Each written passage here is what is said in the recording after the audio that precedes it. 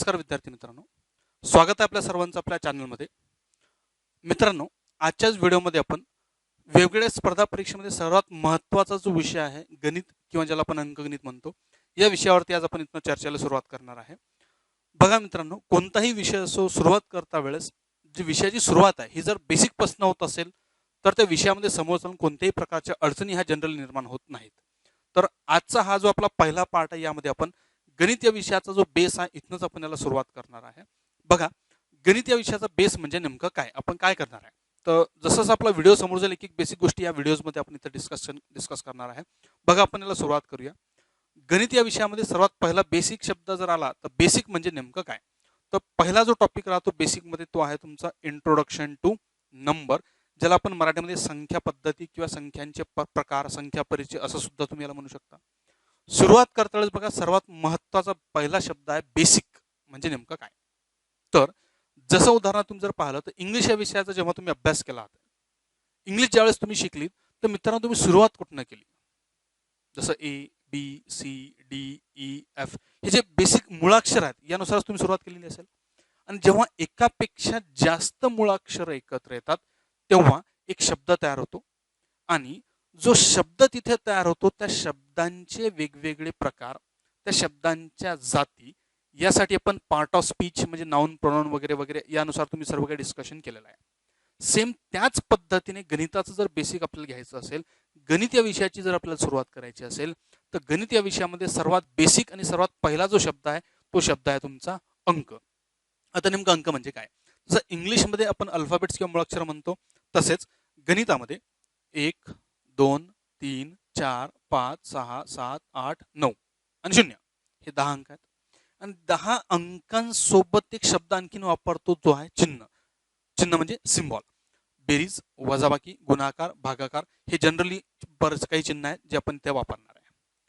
जसं इंग्लिशमध्ये एकापेक्षा जास्त मुळाक्षर एकत्र आली की एक शब्द तयार होतो, त्याचप्रमाणे गणितामध्ये एकापेक्षा जास्त अंक जर एकत्र आले तर एक संख्या तयार होते. आणि आजचा जो आपला टॉपिक आहे तो टॉपिक आहे संख्यांचे प्रकार, इंट्रोडक्शन टू नंबर, म्हणजे वेगवेगळ्या प्रकारच्या ज्या संख्या आहेत त्यांचं डिस्कशन आजच्या सेशनमध्ये आपण करणार आहे. ठीक आहे, बघा आपण याला सुरुवात करूया. तर संख्यांचे प्रकार. आता संख्यांचे प्रकार, तर जनरली संख्यांचे प्रकार तो त्यामध्ये मेन कॅटेगरी ही राहते तुमची मिश्र संख्या. मिश्र म्हणजे मिक्स, यामध्ये सर्व प्रकारच्या तुमच्या संख्या आल्या. आता या मिश्रचे दोन प्रकार तयार होतात. दोन म्हणजे त्यापैकी एक आहे वास्तव संख्या आणि एक आहे अवास्तव संख्या. अवास्तव इंग्लिशमध्ये ज्याला आपण इमॅजिनरी नंबर असं सुद्धा याला म्हटलं जाते. X, Y, P, Z, A अशी कोणती एखादी संख्या, म्हणजे ज्या संख्याच नाहीत किंवा आपल्याला माहितीच नाही असं काहीतरी आपण जेव्हा गृहीत धरतो त्यांना आपण काय म्हणतो, इमॅजिनरी संख्या. आणि इमॅजिनरी म्हणजे मराठीमध्ये अवास्तव. आणि वास्तव संख्या म्हणजे नेमकं काय. तर दैनंदिन जीवनामध्ये रेग्युलरली तुम्ही जेवढ्या काही संख्या वापरता, जसं 2, 4, 5 वगैरे वगैरे जेवढ्याही संख्या तुम्ही वापरत असाल त्या सर्व संख्या कोणत्या, तुमच्या वास्तव संख्या, ज्या आपल्याला कळतात, लिहिता येतात, वाचता येतात, याला आपण काय म्हणतो, वास्तव संख्या. वास्तव संख्यांचे दोन प्रकार तयार होतात. एक आहे ती म्हणजे परिमेय आणि दुसरी आहे ती म्हणजे अपरिमेय. परिमेय आणि अपरिमेय. मित्रांनो, या दोन शब्दांवरती थोडंसं लक्ष ठेवा. बऱ्याच लोकांना परिमेय संख्या आणि अपरिमेय संख्या यामध्ये कन्फ्युजन राहतं. बऱ्याच लोकांचं इथं प्रॉब्लेम काय होतो. नेमकं परिमेय आणि अपरिमेय संख्या म्हणजे नेमकं काय. तर सिंपल लँग्वेजमध्ये ज्या संख्यांची मांडणी A/B या रूपामध्ये तुम्हाला करता येईल, आणि जिथे B = नॉट 0 म्हणजे डिनॉमिनेटर छेद हा शून्य नसायला पाहिजे, अशा सर्वच्या सर्व संख्यांना आपण काय म्हणतो, परिमेय संख्या. किंवा एक सिंपल लँग्वेजने तुम्हाला असंही म्हणता येईल, ज्या संख्यांवरती तुम्हाला बेरीज वजाबाकी म्हणजे आपली जे गणितीय क्रिया आहेत, समजा बेरीज वजाबाकी जर करायची असेल, गुणाकार वगैरे करायचा असेल, तर जिथे तुम्ही हे करू शकता त्या संख्यांना परिमेय संख्या असे म्हणतात. आणि जर अपरिमेयबद्दल आपण बोललो, आता नेमकं अपरिमेय म्हणजे काय, तर ज्या संख्यांची मांडणी A/B = नॉट 0 या रूपामध्ये करता येणार नाही. उदाहरणार्थ समजा मी तुम्हाला म्हटलं √2, √7, 4√3, तर ह्या ज्या संख्या ह्या सर्वच्या सर्व संख्या कोणत्या तुमच्या अपरिमेय. आणखीन एखाद्या सोप्या भाषेत जर सांगायचं असेल तर ज्याचं उत्तर, ज्या संख्येचं कन्व्हर्जन, समजा उदाहरणार्थ मी तुम्हाला म्हटलं जसं 4/3 इज इक्वल टू 1.3333 असं एक उत्तर आहे. ते 3 हे रिकरिंग कंटिन्यू चालणार आहे. समजा म्हटलं 8/2 इक्वल टू काय आलं तुमचं 4. मी म्हटलं तुम्हाला 7/2 उत्तर घेतलेलं 3.5, बरोबर ना. परंतु जसं वर्गमुळात 2 आहे याचं तुम्ही उत्तर काढा, वर्गमुळात 7 याचं तुम्ही उत्तर काढा, वर्गमुळात 5 आहे याचं तुम्ही उत्तर काढा. तर मित्रांनो, ही जी उत्तर तुम्हाला मिळणार आहेत ही एक्झॅक्ट मिळणार नाहीत. किंवा इथे जसं हा 3 रिपीट होऊन राहिला, तसं यांची जर तुम्ही उत्तर काढली तर त्या उत्तरामध्ये असा कोणताच अंक हा रिपीट होत नाही. म्हणजे रिपीट होत नाही म्हणजे पॅटर्न मध्ये रिपीट होणार नाही. तर ह्या अशा प्रकारच्या ज्या संख्या आहेत त्यांना आपण म्हणतो अपरिमेय संख्या. डिफरन्स समजला तुम्हाला दोन्हांमधला? येस. कारण की हा खूप मोठा प्रॉब्लेम्स आहे, बऱ्याच लोकांना परिमेय आणि अपरिमेय प्रॉब्लेम जातो. तर बेसिक समजून घ्या. पहिला काय पॉईंट काय आहे, मांडणी A/B या रूपामध्ये करता यायला पाहिजे आणि बी म्हणजे छेद हा शून्य नसायला पाहिजे. ठीक आहे. आता बघा आपण आणखीन समोर चालूया. परिमेय संख्यांची परत आपण विभागणी करू. परिमेय संख्यांचे आणखीन काही प्रकार तयार होतात. परिमेय संख्यांचे 2 पार्ट आपण तयार करणार आहे. एक आहे तुमचा पूर्णांक आणि दुसरा आहे तो अपूर्णांक. पूर्णांक आणि अपूर्णांक. आता बेसिक पूर्णांक आणि अपूर्णांक म्हणजे काय, जसं मराठीमध्ये जर म्हटलं अपूर्णांक म्हणजे जी संख्या पूर्ण नाही.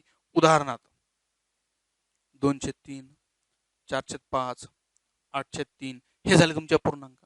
आणि पूर्णांक 1, 2, 3, 4 हे सर्वचे सर्व काय आहेत आपले पूर्णांक. ठीक आहे, बेसिक समजलं. चला तर आपण डिस्कशन करूया पहिले या पूर्णांकांचं. पूर्णांकांचे आणखीन आपण 2 भाग तयार करू. एक आहे निगेटिव्ह, एक आहे पॉझिटिव्ह. तर इथे पॉझिटिव्ह न लिहिता मी पूर्ण संख्या हा शब्द टाकला, कारण की जेवढेही पूर्णांकात 1, 2, 3, 4, 5, 6 जेवढे पॉझिटिव्ह आहेत या पॉझिटिव्हला पूर्ण संख्या असंही म्हटलं जाते. तर पूर्णांकाचे 2 प्रकार, एक आहे पॉझिटिव्ह, एक आहे निगेटिव्ह. याचं सोपं उदाहरण बघा, ही संख्या रेषा बघा. या संख्या रेषेमध्ये सर्वात मधात हा राहतो तुमचा एक शून्य. शून्याच्या उजवीकडे हे सर्वाच्या सर्व पॉझिटिव्ह इंटिजर्स म्हणजे धनपूर्णांक ज्याला म्हणता येईल. त्याच संख्या रेषेवरती शून्याच्या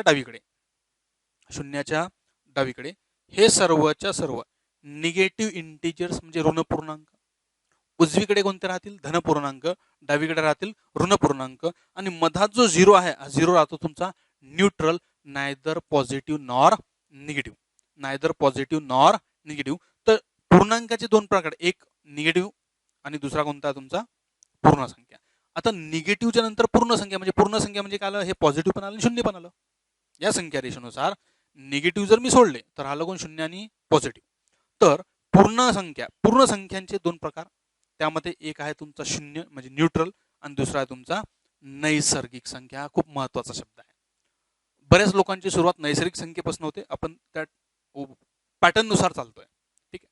तर 0 हा तुमचा neutral, neither positive nor negative. शून्याला पॉझिटिव्ह किंवा निगेटिव्ह असं कोणतंही चिन्ह राहत नाही, कारण कोणत्याही संख्येमधून जर पण 0 प्लस किंवा मायनस केला तर त्या संख्येच्या उत्तरावर काहीही परिणाम होत नाही. त्यामुळे हा शून्य काय झाला तुमचा न्यूट्रल आणि हे काय तुमचं नैसर्गिक. आता बघा इथनं थोडंसं लक्ष द्या, नैसर्गिक संख्या म्हणजे काय, कारण की इथनं समोर थोडंसं महत्वाचा भाग आहे.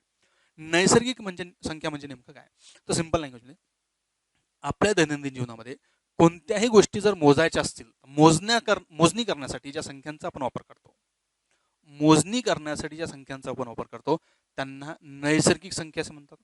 इंग्लिशमध्ये आपण याला काउंटिंग नंबर्स म्हणजे नॅचरल नंबर, नैसर्गिक नॅचरल आणि काउंटिंग नंबर्स असे म्हणतात. उदाहरणार्थ असं गृहीत धरा मित्रांनो, आपला एक क्लास चालू आहे आणि समजा आपल्या क्लासमध्ये आपल्या वर्गामध्ये किती विद्यार्थी आहेत मला मोजायचे आहेत. तर मी ही सुरुवात कुठनं करणार आहे, 1, 2, 3 पासून.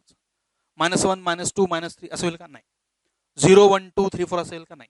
1.1, 2.2 असं काही होणार का, नाही. मोजणी काउंटिंग कुठनं सुरुवात करणार आहे, मी सुरुवात कुठनं करणार आहे 1 पासून. म्हणजे काय 1, 2, 3, 4, 5, 6, 7, 8, 9, 10, 11, 12 यानुसार आपण चालणार आहे. तर ह्या ज्या संख्या आहेत ह्या सर्वच्या सर्व संख्या कोणत्या तुमच्या नैसर्गिक संख्या. क्लिअर. आता या नैसर्गिक संख्यांचे आणखीनही काही प्रकार तयार होतात. त्यात एक गोष्ट मित्रांनो लक्षात ठेवा, हे जे काही आपण डिस्कशन करत आहे या सर्व गोष्टी मी तुम्हाला PDF फॉर्मॅटमध्ये, आपला हा जो टेलिग्राम चॅनल, हा टेलिग्राम चॅनल तुम्ही जॉईन करा. या चॅनलवरती तुम्हाला हे सर्वच्या सर्व मटेरियल डेफिनेशन, जसं आता मी हे आपण सांगतो प्रकार बघतोय, पण डेफिनेशन्स वगैरे काय आपल्याला थोडीशी लिहिण्याची सवय राहते कधी कधी. तर ह्या सर्व डेफिनेशन PDF फॉर्मॅटमध्ये नोट्स तुम्हाला त्या चॅनलवरती उपलब्ध होऊन जातील. ठीक आहे. तर तुम्ही सध्या काही लिहिण्याचं काही काम करू नका, फक्त कन्सेप्ट हा व्यवस्थित समजून घ्या. ठीक आहे.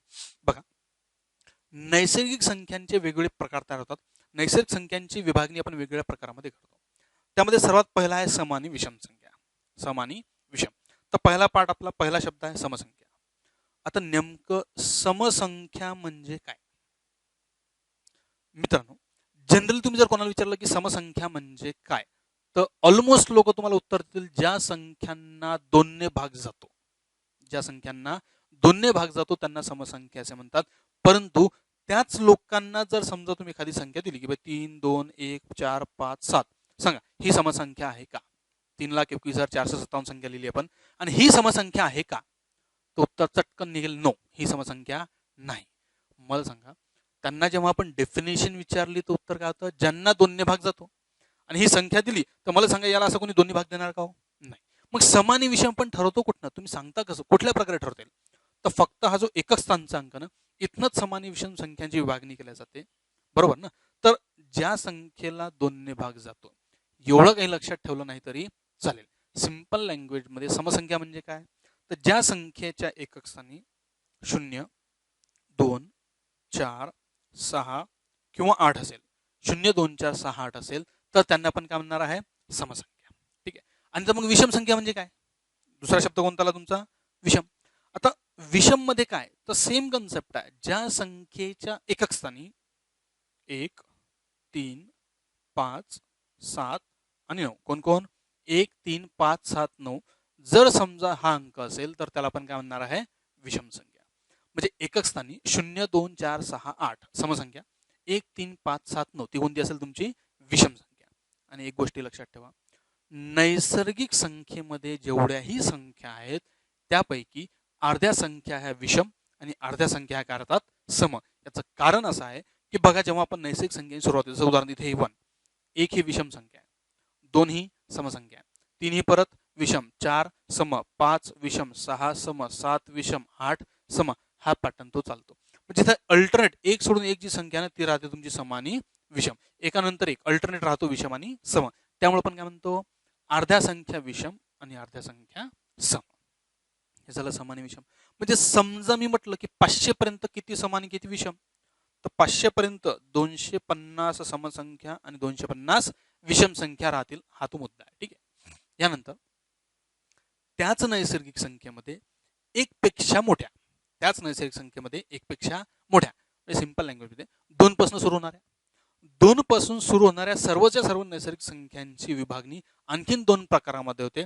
त्यापैकी एक आहे तो तुमचा मूळ संख्या आणि दुसरा आहे तो संयुक्त संख्या. एक आहे मूळ आणि एक आहे संयुक्त. आता नेमकं मूळ संख्या म्हणजे काय, संयुक्त म्हणजे काय? तर सिंपल लँग्वेज लक्षात ठेवा, मूळ संख्या म्हणजे काय? तर ज्या संख्येला फक्त एक व तीच संख्या, एक व तीच संख्या यांनीच जर भाग जात असेल तर आपण त्याला म्हणणार मूळ संख्या. उदाहरणार्थ मला सांगा, 11ला 1 गुणिला 11 यानेच भाग जातो. कारण की 11ला लिहिण्याचे आणखी काही ऑप्शन आपल्याकडे नाही आहेत. सिंपल लँग्वेज तुम्ही असंही म्हणू शकता, ज्या संख्यांचे अवयव तयार होत नाहीत अशा संख्यांना मूळ संख्या असे म्हणतो. उदाहरणार्थ 17, तर हा झाला 1 गुणिला 17. मी जर म्हटलं तुम्हाला 23, तर हा झाला 1 गुणिला 23. तर अशा प्रकारच्या ज्या संख्या आहेत, ह्या ज्या संख्या या सर्वच्या सर्व संख्यांना आपण काय म्हणणार आहे? मूळ संख्या. आणि ज्या मूळ संख्या नाहीत, ज्या मूळ संख्या नाहीत त्या कारणाला तुमच्या संयुक्त संख्या. म्हणजेच काय झालं की ज्या संख्यांचे अवयव पडतात, जसं उदाहरणार्थ 12, तर 12ला 3 गुणिला 4 असं आपल्याला लिहिता येईल. तर 12 ही काय झाली तुमची संयुक्त संख्या आणि 11, 17, 23 ह्या काय झाल्या तुमच्या मूळ संख्या. यानुसार तो कन्सेप्ट आहे. ठीक आहे. म्हणजे लक्षात ठेवण्यासारखं काय, जर अवयव पडत असतील, जर एखाद्या संख्येला एक व त्याच संख्ये व्यतिरिक्त इतरही संख्यांनी भाग जात असेल तर आपण त्याला संयुक्त म्हणणार. आणि जर त्या संख्ये व्यतिरिक्त कोणत्याच संख्येने भाग जात नसेल तर आपण त्याला काय म्हणणार आहे? मूळ संख्या. हे झालं तुमचं मूळ संख्या आणि संयुक्त संख्या. यानंतर याच संख्या पद्धतीमध्ये आणखीन 2 शब्द आपल्याला घ्यायचे आहेत. त्या 2 म्हणजे एक आहे तुमचा सहमूळ संख्या आणि एक आहे तुमचा जोडमूळ. बघा, मूळ हा शब्द आला बरं, सहमूळ आणि जोडमूळ म्हणजे मूळ संख्या जी आपण घेतली तो मूळ शब्द इथं परत आलेला आहे. तर मूळ संख्या आणि सहमूळ संख्या, मूळ संख्या आणि जोडमूळ संख्या, सहमूळ आणि जोडमूळ थोडा फरक आहे. समजून घ्या व्यवस्थित. सहमूळ संख्या हा कन्सेप्ट खूप महत्त्वाचा आहे. जर तुम्हाला व्यवस्थित वापरता आला, याचं अप्लिकेशन जर आपल्याला समजलं, तर हा कन्सेप्ट खूप महत्त्वाचा आणि बऱ्याच ठिकाणी आपण याला वापरू शकतो. ठीक आहे, बघा समजा ए आणि बी ह्या दोन संख्या आणि जर या दोन संख्यांचा एचसीएफ मराठीमध्ये आपण त्याला म्हणणार मसावी हा जर एक असेल, दोन संख्यांचा एचसीएफ म्हणजे मसावी जर एक असेल तर त्या संख्यांना सहमूळ संख्या असे म्हणतात. म्हणजे सिंपल भाषेमध्ये काय झालं, ज्या दोन संख्यांमध्ये कोणताच सामायिक अवयव नसतो, कोणताच सामायिक अवयव नसतो, जिथे कॉमन फॅक्टर नाही आहे, त्यांना आपण काय म्हणणार आहे, सहमूळ संख्या. उदाहरणार्थ समजा मी म्हटलं 12 आणि 15, तर मित्रांनो 12 आणि 15 यामध्ये तीन सामायिक आहे, कारण की 12 आणि 15 या दोन्ही संख्यांना तीन भाग जातो, 12 आणि 15ला तीन भाग जातो, त्यामुळे 12 आणि 15 ही काय सहमूळ संख्या राहणार नाही. परंतु तुम्ही जर म्हटलं 12 आणि 25, 12 आणि 25, तर 12 आणि 25 कोणताच सामायिक अवयव नाही, या दोघांना कोणत्याच संख्येने भाग जात नाही, कारण की 25ला भाग जातो 5ने आणि 12ला 5ने भाग जात नाही, त्यामुळे 12 आणि 25 काय काय 12 आणि 25 हे सगळं झालं तुमचं सहमूळ संख्या. समजलं तुम्हाला? येस. आणखी उदाहरण घ्या वाटलं असतं, 9 आणि 16 घ्या. 9 आणि 16, 9चे अवयव 3 गुणला 3, 16चे अवयव 4 गुणला 4, तर 9 आणि 16 मध्ये कोणताच सामायिक अवयव नाही, तर आपण याला सुद्धा काय म्हणणार इथे, सहमूळ संख्या. ठीक आहे. आणि शेवटचा शब्द आहे तो म्हणजे जोडमूळ संख्या. तर नेमकं जोडमूळ म्हणजे काय, तर ज्या दोन ज्या दोन मूळ संख्यांच्या मधात एकच संयुक्त संख्या असते त्यांना जोडमूळ संख्या असे म्हणतात. उदाहरणार्थ समजा आपण दोन संख्या घेऊ, 11 आणि 13. 11 व 13. मित्रांनो मला सांगा, 11 व 13 या दोन संख्यांच्या मधात कोण आहे? 11 आणि 13च्या मधात कोण आहे? 12, आणि ही एक संयुक्त संख्या आहे. तर 11 आणि 13 ह्या दोन्ही मूळ संख्या, त्या दोन्ही मूळ संख्यांच्या मधात एकच संयुक्त संख्या ती म्हणजे कोणती? 12. तर 11 आणि 13 हे काय झालं तुमचं जोडमूळ संख्या. समजा 29 व 31 या दोघांच्या मधात एकच संख्या ती म्हणजे कोणती? 30. तर 29 आणि 31 हे सुद्धा काय झालं आपलं जोडमूळ संख्या. 17 आणि 19 या दोघांच्या मधात कोण येतो? 18. म्हणजे 17 आणि 19 हे सुद्धा काय झालं आपलं जोडमूळ संख्या. पॅटर्न सिंपल आहे, ज्या दोन मूळ संख्यांच्या मधात एकच संयुक्त संख्या असते अशा संख्यांना जोडमूळ संख्या असे म्हणतात. क्लिअर? मी परत सांगतोय, ह्या सर्व डेफिनेशन्स तुम्हाला या टेलिग्राम चॅनलवरती उपलब्ध होतील, तिथनं PDF तुम्ही डाउनलोड करू शकता, इथनं फक्त कन्सेप्ट व्यवस्थित समजून घ्या. ठीक आहे. जोडमूळ संख्येच्या नंतर पुढचा शब्द आहे क्रमाने येणाऱ्या संख्या. आता क्रमाने याचा अर्थ आपण याला लागोपाठ म्हणता येईल किंवा एकामागे एक म्हणता येईल. इंग्लिशमध्ये याला सक्सेसिव्ह नंबर असं सुद्धा म्हणतात. ठीक आहे. यालाच इंग्लिशमध्ये कॉन्झिक्युटिव्ह नंबर असं सुद्धा म्हणतात. ठीक आहे. कॉन्झिक्युटिव्ह म्हणा, सक्सेसिव्ह म्हणा, किंवा लागोपाठ म्हणा, किंवा एकामागे एक येणाऱ्या संख्या, त्याच्यामध्ये तीन शब्द येतात. एक आहे तुमचा क्रमाने येणाऱ्या नैसर्गिक संख्या, क्रमाने येणाऱ्या दुसऱ्या समसंख्या, आणि तिसरा म्हणजे क्रमाने येणाऱ्या विषम संख्या. उदाहरणार्थ क्रमाने येणाऱ्या नैसर्गिक संख्या समजा उदाहरणार्थ 17, 18, 19, 20 ह्या झाल्या क्रमाने येणाऱ्या नैसर्गिक, कारण की 17 नंतर 18, 18 नंतर 19, 19 नंतर 20 ह्या एकामागे एक येतात ना, आणि ह्या कोणत्या झाल्या तुमच्या नैसर्गिक. परंतु जर मी म्हटलं क्रमाने येणाऱ्या समसंख्या, तर इथं संख्या त्या सर्वच्या सर्व संख्या येणार क्रमानेच, परंतु त्या सर्व संख्या राहतील ह्या समसंख्या. जसं 26, आता 26च्या नंतरची संख्या 28, 28 नंतर 30, 30 नंतर 32, 32 नंतर 34 ह्या झाल्या क्रमाने येणाऱ्या समसंख्या. आणि यानंतर आहे क्रमाने येणाऱ्या विषम. समजा 11, 13, 15 ह्या झाल्या क्रमाने येणाऱ्या विषम. पॉइंट हा लक्षात ठेवा मित्रांनो, सुरुवात कुठनं करायची, किती संख्या घ्यायच्या, जर हा या पॉइंटवर प्रश्न आला तर सुरुवात कुठनं करणार, संख्या किती घेणार, हे सर्व तुम्हाला त्या प्रश्नामध्ये दिलं राहते. त्यांनी म्हटलं क्रमाने येणाऱ्या 5 संख्या, तर मग आपण 5 संख्या लिहिणार. त्यांनी म्हटलं क्रमाने येणाऱ्या 4, तर तुम्ही 4 संख्या लिहा. त्यांनी म्हटलं क्रमाने येणाऱ्या 7, तर तुम्हाला 7 संख्या लिहाव्या लागतील. हा, लक्षात फक्त एवढं ठेवा की क्रमाने येणाऱ्या ज्या नैसर्गिक संख्या आहे यांच्या मधला डिफरन्स आहे तो राहतो एकचा. आणि क्रमाने येणाऱ्या सम किंवा विषम संख्या जर असतील तर एकामागे एक लागोपाठ येणाऱ्या संख्यांच्या मधला जो फरक आहे हा फरक राहतो दोनचा. क्रमाने येणाऱ्या नैसर्गिक संख्येमध्ये फरक आहे एकचा, सम आणि विषम मध्ये फरक आहे दोनचा. क्लिअर? ही झाली आपली संख्या पद्धती, संख्यांचे प्रकार. आता 1-2 मिनिटांमध्ये काही महत्त्वाचे मुद्दे लक्षात ठेवा. पहिला पॉईंट आहे, 2 ही सर्वात लहान मूळ संख्या आहे. मी जर म्हटलं बाई पहिली मूळ संख्या कोणती, बरेच लोक 1 किंवा 3 पासून सुरुवात करतात, 1 किंवा 3, परंतु पहिली मूळ संख्या जी आहे ती कोणती आहे तुमची 2 ही सर्वात लहान मूळ संख्या आहे व सर्वात पहिली मूळ संख्या आहे. आणखीन एक, 2 ही अशी एक समसंख्या आहे जी मूळ सुद्धा आहे. सममूळ संख्या एक शब्द तयार होतो, सममूळ संख्या. सममूळ संख्या कोणती, 2 ही एक सम संख्या आहे जी मूळ सुद्धा आहे. आणि 2च्या व्यतिरिक्त जेवढ्याही समसंख्या आहेत, 2च्या व्यतिरिक्त जेवढ्याही समसंख्या म्हणजे ऑल इव्हन नंबर, ऑल समसंख्या, ह्या सर्वच्या सर्व राहतात तुमच्या कंपोजिट, ज्याला मराठीमध्ये आपण म्हणतो संयुक्त संख्या. सर्वच्या सर्व समसंख्या काय राहतात, संयुक्त संख्या. याला अपवाद आहे तो फक्त तुमचा 2. म्हणजे एक पॉईंट तुम्ही लक्षात ठेवू शकता, सर्व समसंख्या ह्या संयुक्त संख्या राहतात. अपवाद कोण आहे, फक्त 2. तर 2च्या व्यतिरिक्त जेवढ्याही समसंख्या आहेत त्या सर्वच्या सर्व समसंख्या राहणार संयुक्त संख्या.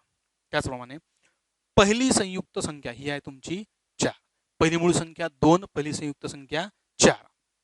त्यानंतर 1 ही संयुक्त संख्या आणि मूळ संख्या ह्या दोन्ही कॅटेगरीमध्ये येणार नाही. मी तुम्हाला बेसिक मध्ये म्हटलं होतं 1 पेक्षा मोठ्या म्हणजे 2 पासून सुरू होणाऱ्या संख्यांचे प्रकार असं म्हटलं होतं. त्यामुळे 1 ही संयुक्त आणि मूळ या दोन्ही कॅटेगरीमध्ये येणार नाही. त्यानंतर 100 पर्यंत एकूण 25 मूळ संख्या आहेत. 100 पर्यंत एकूण किती, 25 मूळ संख्या आहेत. मित्रांनो, या संख्या पाहून घेसाल, लक्षात ठेवसाल. काही बेसिक लेवलचे एक्झाम्स होतात, त्या परीक्षेमध्ये कधी कधी याच्यावरती एखादा प्रश्न तुम्हाला विचारण्यात येऊ शकतो, लक्षात ठेवसाल. ठीक आहे. तर 100 पर्यंत संख्या किती आहेत, 25. त्यानंतर प्रत्येक नैसर्गिक संख्या ही पूर्ण संख्या राहते. कारण की तुम्हाला जर आठवत असेल तर आपण वरती पूर्ण संख्या लिहिलं आणि पूर्ण संख्येमध्ये एक टेकला होता 0 आणि दुसरा ठेवला होता आपण नैसर्गिक. नैसर्गिक आणि 0 दोन मिळून काय होतो तुमचा पूर्ण, बरोबर ना. तर प्रत्येक नैसर्गिक संख्या ही पूर्ण संख्या सुद्धा आहे. ठीक आहे. आणि लास्ट पॉईंट, क्रमाने येणाऱ्या सम आणि विषम संख्याच्या मधला जो फरक आहे तो फरक नेहमी कितीचा राहतो, 2चा. क्लिअर इथपर्यंत? हे झाले आपल्या संख्यांचे प्रकार. मित्रांनो, हा जो बेसिक आपण घेतला, हा जो बेसिक कन्सेप्ट आपण डिस्कस केला, डायरेक्टली याच्यावरती काय तुम्हाला एक्झाममध्ये प्रश्न येणार नाही. परंतु मला सांगा, समजा तुम्ही तुम्हाला एक प्रश्न दिला, क्रमाने येणाऱ्या 5 संख्यांची बेरीज 95 आहे, तर त्यापैकी पहिल्या आणि शेवटच्या संख्येचा गुणाकार काढा. आता क्रमाने येणाऱ्या संख्याला आपल्याला क्रमाने येणाऱ्या संख्या हा कन्सेप्ट जर माहिती असेल व्यवस्थित तर आपण याला सोडू शकतो. तर अशा प्रकारचे जे प्रश्न राहतात, हे प्रश्न कसे सोडवायचे, काय करायचं, ह्या ज्या संख्या परिचय याच्यावरती काही बेसिक प्रश्न राहतात, हे सर्व डिस्कशन आपण याच्या नंतरच्या पुढच्या व्हिडिओला परत कंटिन्यू करूया. याच प्रकारचे अधिक व्हिडिओ जर तुम्हाला पाहायचे असतील तर आमच्या चॅनलला सबस्क्राईब करा. सबस्क्राईब केल्याच्या नंतर लाईक, शेअर आणि कमेंट करायला विसरू नका. जर तुम्हाला हा व्हिडिओ आवडला असेल जरूर याला आपल्या मित्रांसोबत शेअर करा, त्यावरती कमेंट करा. ठीक आहे. आणि चॅनलला सबस्क्राईब केल्याच्या नंतर उजव्या बाजूला जे बेल आयकॉनचं बटन दिसते त्या बेल आयकॉनच्या बटनला सुद्धा अवश्य प्रेस करा. कारण की त्या बेल आयकॉनमुळे काय होईल की जेव्हा कधी आम्ही या चॅनलवरती व्हिडिओ अपलोड करू, जसा तो व्हिडिओ अपलोड होईल त्याचं नोटिफिकेशन तुम्हाला तिथे मिळून जाईल. क्लिअर? ओके, ठीक आहे. थँक्यू.